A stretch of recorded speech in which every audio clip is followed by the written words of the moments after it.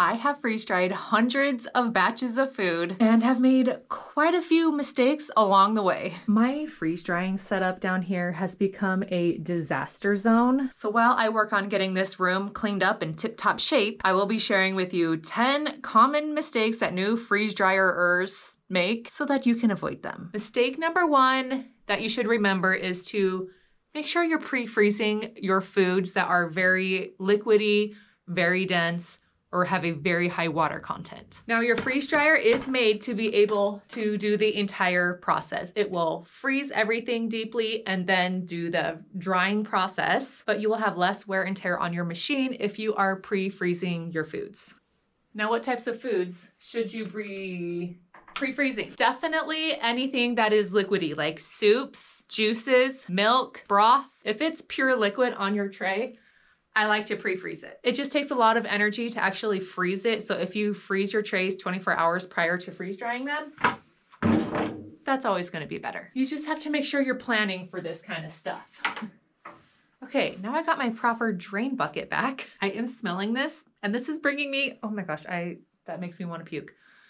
To mistake number 2, when you are freeze drying with high smelling foods. This drained water is from my previous run where I had spicy peppers in it. I had pickles in it. The smell stays in the water, and if you leave this water in your freeze drying area, it will permeate the room. So anytime you are freeze drying high smelling foods like fish, meats, pickles, spices, onions, and garlic stunk up this room for like a week. I suggest you open a window if you have a window in the room available. I suggest if you have a door, keeping the door shut so the smell stays contained into one area. And when you are done with the freeze drying process, you need to clean out your freeze dryer and definitely empty your drain bucket. That's what's happening now. The third mistake is to make sure to not only overfill your trays. For my medium-sized freeze dryer, each tray can hold about 2.5 pounds of food. And so you want to make sure to not make those trays too heavy.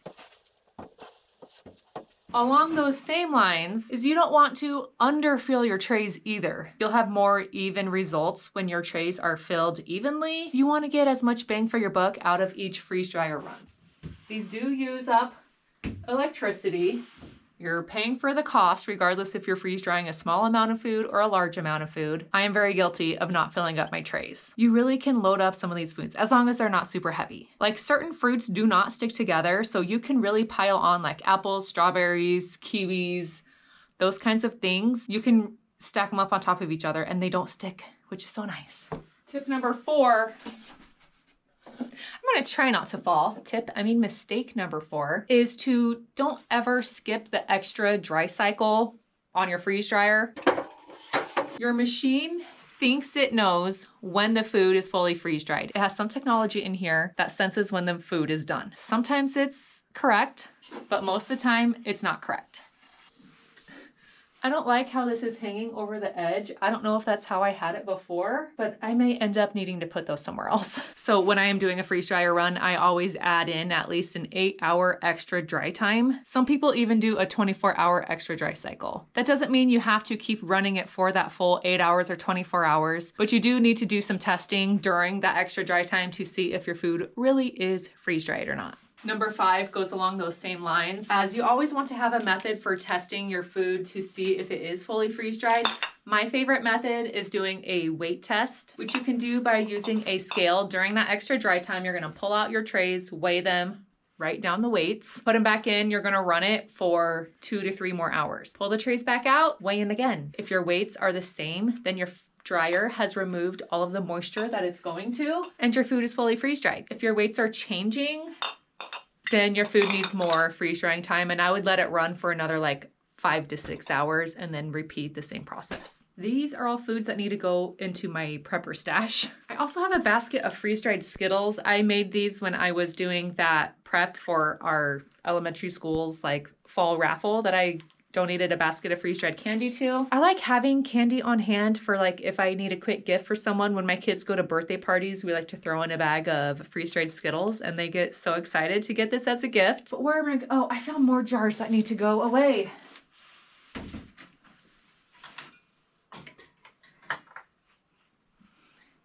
These are freeze-dried scrambled eggs. I'm gonna see if these will fit right here. So what are we on? Are we on number 6? I think we're on number 6. And don't make this mistake. I have mixed like different smelling foods in the freeze dryer and the smell will transfer. You don't want to mix strong flavored foods with non-strong flavored foods. I have no problem mixing different like recipes of MRE meals because those typically are all in the same family, like meat, sauce, soup, those kinds of things kind of go together and they're fine. But I would not want to mix an MRE meal with a batch of apples. Definitely you don't want to mix candy with anything else besides candy. Number 7, I am down here to where my pouches are. You want to make sure you're storing your food in the correct type of packaging. There are all different kinds of Mylar bags on the market. I think most of them are all pretty similar and work very well. One thing you want to look for is how thick the Mylar is. I've really been happy with the 7.5 mil thickness of Mylar bags. They're nice and thick. They don't poke holes easily. I found these ones on Amazon because they're a nice MRE size pouch that you could do individual meals in. This is my favorite bag. I get these on Amazon also. I'll have all of the things linked in the video description below if you need some supplies. When you buy a freeze dryer, it's really nice. It comes with everything you need to get started freeze drying. They give you some beautiful Mylar bags, oxygen absorbers, a heat sealer to heat seal them shut, like everything you need, which is amazing. And speaking of that, freeze dryers right now are on Black Friday sale. It is the biggest discount they offer all year. So if you are ready to pull the plug and get yourself a freeze dryer for Christmas, right now is the time to do it. If you've been waiting for a deal, the deal is there. It's the biggest deal that they ever offer. One more quick note, if you are packaging candy, I like these bags for candy because there's a nice window. You can see what's in them. They're the perfect size. I get these on Amazon. Number 8 is something I have been guilty of so many times and I get so frustrated with myself. That is not labeling your bags. I a lot of times will just be in a hurry. I get my food in a Mylar bag, seal it up, set it on my counter, and then forget about it. And then when I come back to organize my stuff, or if I'm searching for something, I have a blank bag and I have no idea what's inside of it. It's mystery food. So don't be like me. Make sure you label your bags. I always put the name of the food and the month and year that it was packaged. And it also is really nice to put rehydrating instructions on your bag also if it needs a certain amount of water to come back to its like perfect consistency. Add that too. That's another thing I am terrible about doing. See, I don't even know what's in here. I need to organize my candy. I keep my candy down in this tray down here. I have big hunks in here from like a year ago. I don't see an expiration date, but I think we should just toss them. Big hunks are like my favorite freeze-dried candy of all time. A random bag of olives in the candy bin where it shouldn't be. All of my supplies are very discombobulated up here, so maybe we should try to organize this. I got a bunch of different tray liners. Okay, so number 8, are we at 8? No, we're at 9. 9. Number 9 is a very important thing that you cannot mess up, and that is if you have an oil pump, to make sure you are doing your oil maintenance and changing your oil often. Often meaning whenever your machine tells you to. It's really nice that your machine does tell you when it's time to change your oil, which is every 30 runs, every 30 batches in your freeze dryer, you need to change your oil. And changing oil is very easy. I have many videos on how to do this. I will put some in the video description if you want to see that whole process. So I have trays and lids upstairs drying right now that I just washed that will go right here when those are ready to be brought down. I think I'm almost done, besides just like kind of organizing these bins, and I've got some stuff to clean up over there.